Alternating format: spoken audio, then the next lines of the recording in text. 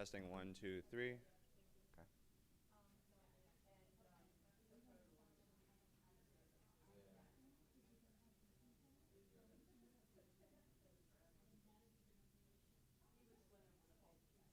Yeah, yeah, I've heard. I remember that when I was with that. DC, they get that chance to DC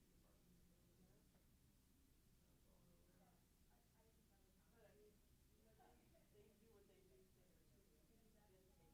and going over there.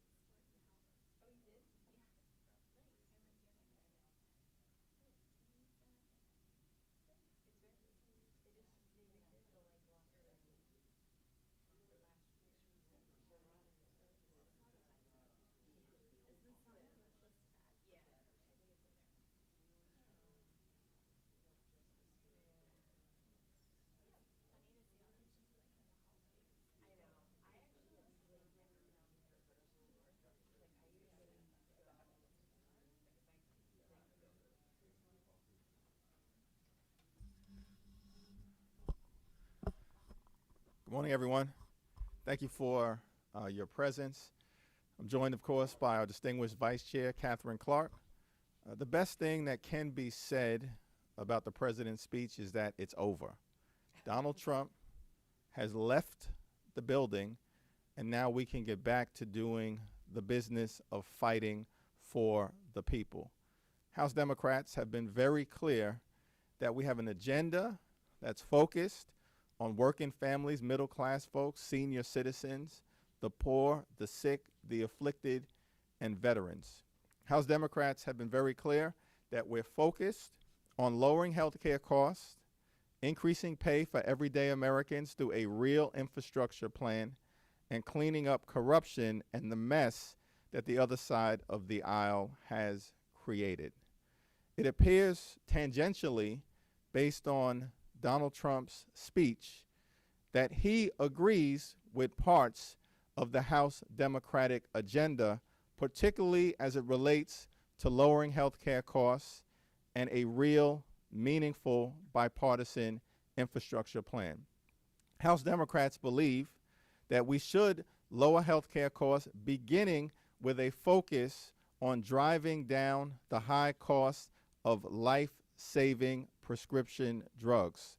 House Democrats want to give Medicare the ability to use its bulk price purchasing power to negotiate lower drug prices on behalf of the American people.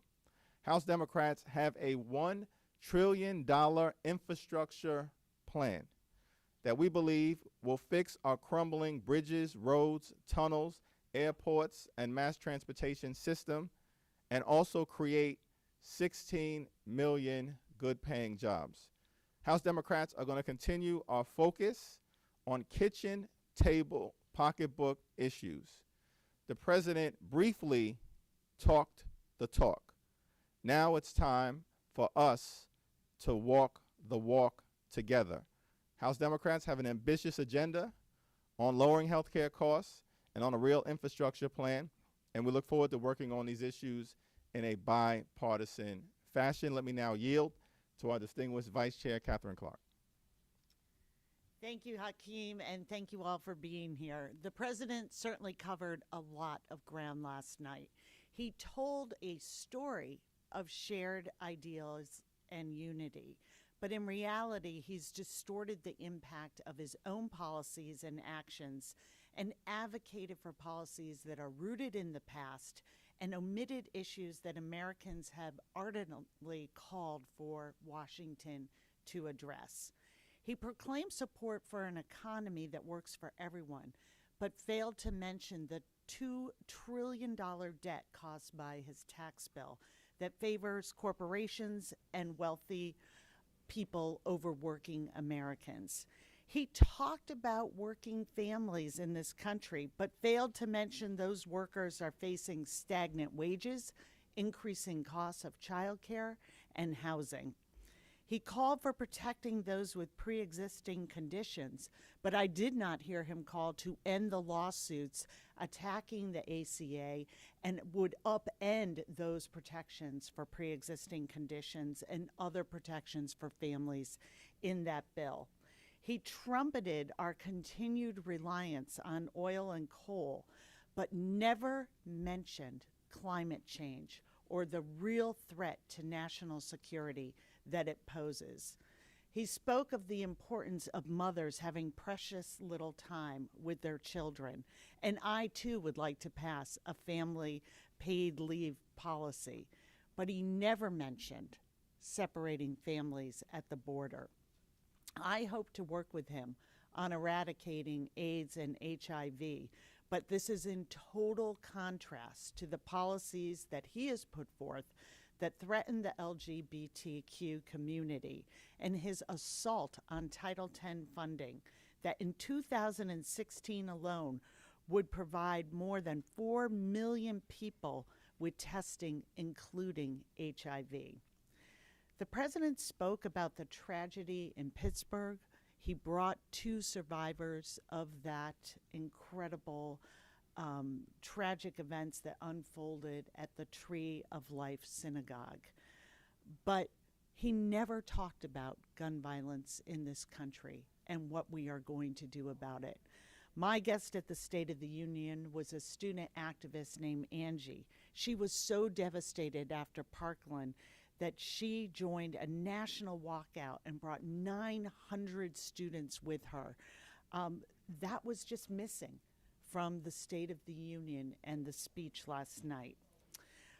Democrats are moving forward on our For the People agenda, and we will be holding our first hearing on gun violence today, the first one in 8 years. Our message to the president and the American people is clear. Our policies will strengthen all communities and lift up every American, and that is what you should expect from your government and this Congress.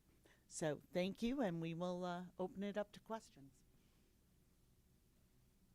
Well, I mean, it seemed like a little bit of a mixed message from the president last night, and the big thing on the table now, I think, is still the funding the government and keeping everything moving.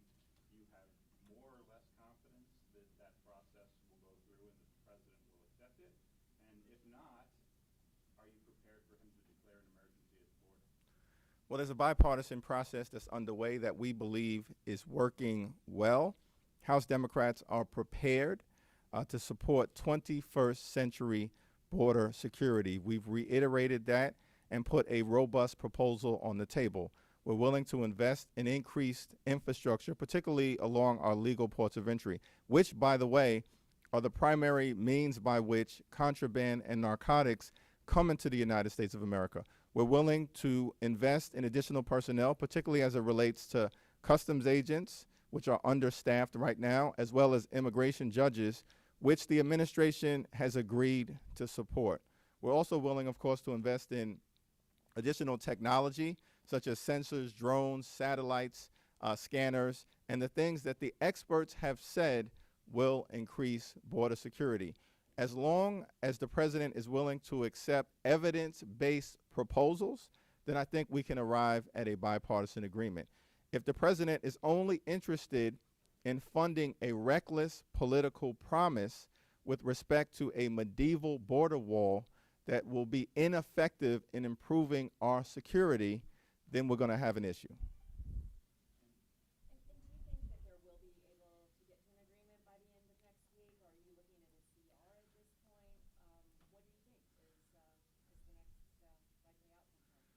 Well, based on the information that has been provided to us by Chairwoman Lowy, the Democrats and the Republicans, the House and the Senate, are working closely together.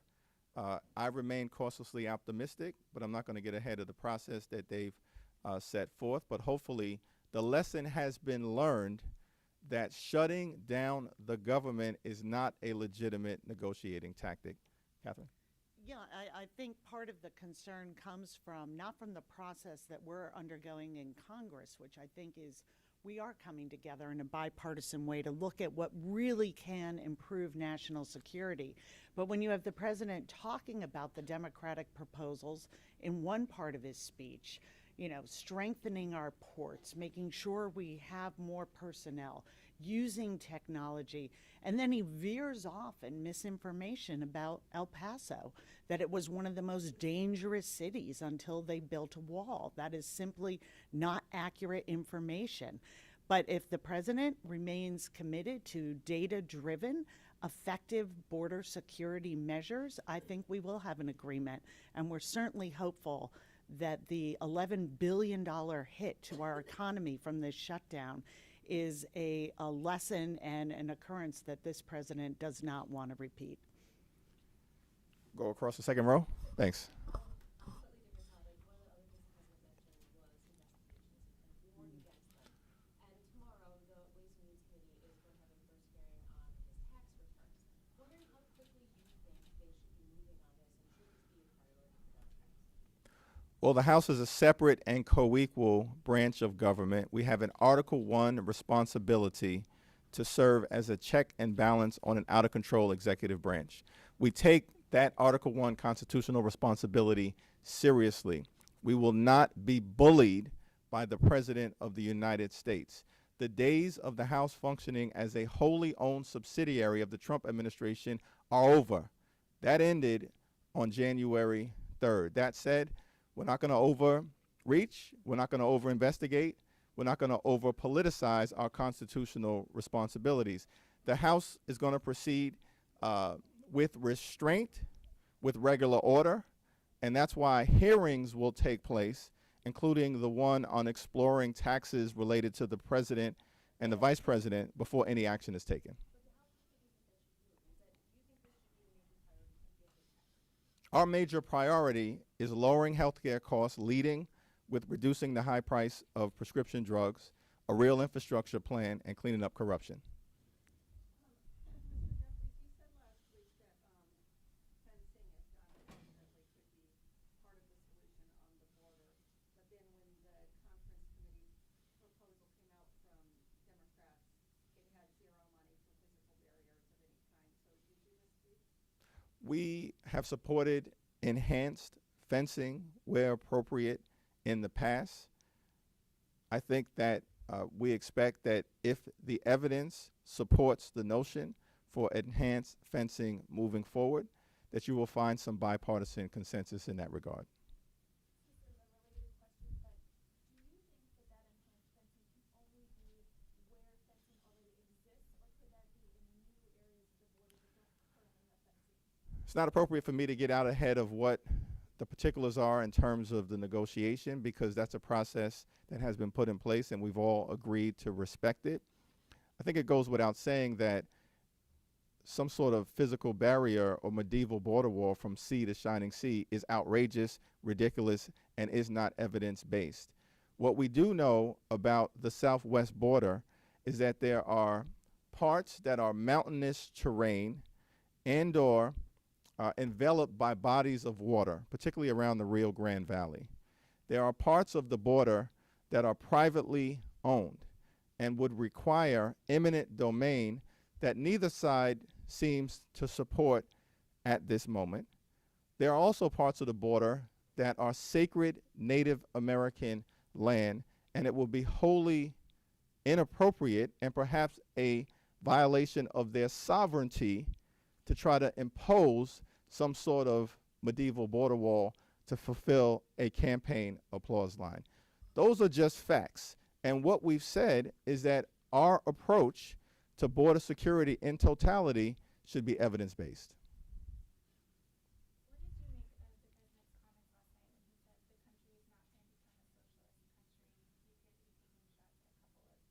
What did you make of the president's comments last night when he said the country is not going to become a socialist country? He appeared to be taking shots at a couple of members who thought this were Democrats, but also a lot of Democrats didn't stand in applause for that. Do you have concerns he's going to paint the party socialist in 2020? The House Democratic Caucus supports a well-regulated free market economy that is also anchored in a robust social safety net, including Social Security and Medicare. We, as House Democrats, support what I would term compassionate capitalism that is based on an emphasis of the well-being of working families, middle-class folks, senior citizens, the poor, the sick, and the afflicted. Donald Trump apparently supports crony capitalism, and Exhibit A is the reckless tax cut where 83% of the benefits went to the wealthiest 1% in the United States of America. We don't support crony capitalism. We do support compassionate capitalism that looks out for everyday Americans. You know, I'd just like to add, one of the things that was really notable that it was missing was there was just the briefest mention of the infrastructure investment.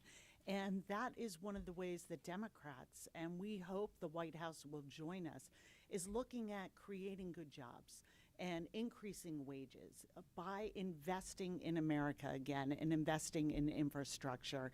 And for the president just to leave that out of his speech, not address that at all, except in the most glancing way, really stood out to me as an omission. Heather? Earlier, Chairman Schiff announced that Cohen's testimony is again postponed, quote, in the interest of the investigation. I think he's supposed to go to prison March 6th. I mean, do you guys, what's your read on that? Do you think he will end up testifying? And is it important that he does testify for House oversight or not? Well, it's not clear to me that he will or he will not testify, I do think that House Democrats are compelled to make sure that all of the information, as appropriate, make it into the public domain so that the American people can decide for themselves, did the Russians attack our democracy with the aid and comfort of members of the Trump campaign?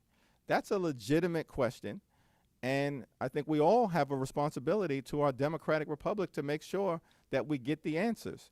Part of that responsibility is going to be to protect the Mueller investigation.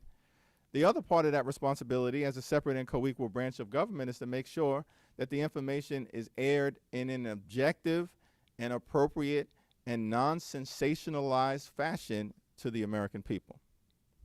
This morning, Congresswoman Dingell announced that her husband, John Dingell, is going to be in city council.